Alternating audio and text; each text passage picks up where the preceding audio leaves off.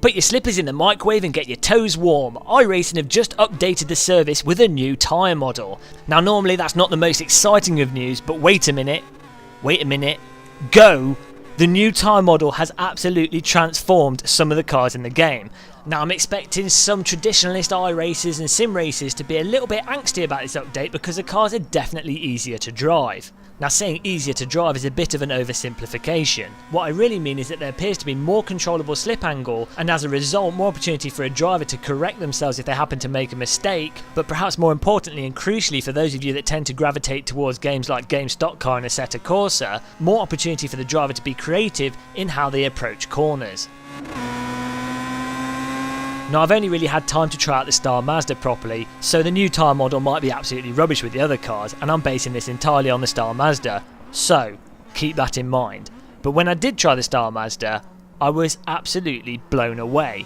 With the older tyre model and older versions of the Star Mazda, it always felt like there was a little gremlin hiding in the corner waiting to kick you in the balls.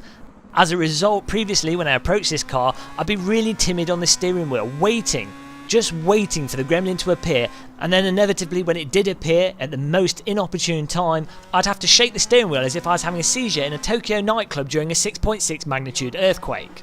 Thankfully the gremlin has now been locked up at the side of the track somewhere because it can't be seen, yet the car is still really nice and responsive and still tries to throw you off the track, but crucially if you're fast with your reactions, it does exactly what you'd expect a race car to do. I really enjoy the way the new tyre model regains grip once you're coming out of a slide. It's really punchy and sharp and makes things far more satisfying and enjoyable as a driver, because unlike before where you might just slowly slide off the track with no real intuition as to when the tyres are going to bite back in, it's now really defined and punchy and almost egging you on, encouraging you to push harder and harder. Now it's early days and I'm definitely going to need to put in more laps to discover the more subtle nuances with this new tyre model, and to see if there's any more gremlins using camouflage staying even more hidden than the previous ones. But on the face of it, from what I can tell now, it feels absolutely superb. As I said earlier in the video, I'm sure there's going to be a lot of grumpy sim racers that are going to think of this as being too easy, too controllable and arcadey. And I will admit, after doing this first race and experiencing this tyre model for the first time, I did have to check the menu to make sure no assists were on, because I couldn't believe how different it was and how much controllable freedom the car was giving me without just simply getting into a boring spin and losing control. If you're on the fence about trying iRacing, now would definitely be the time to jump in and give it a go.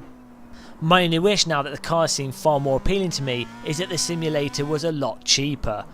iRacing is by far the most expensive simulator to use.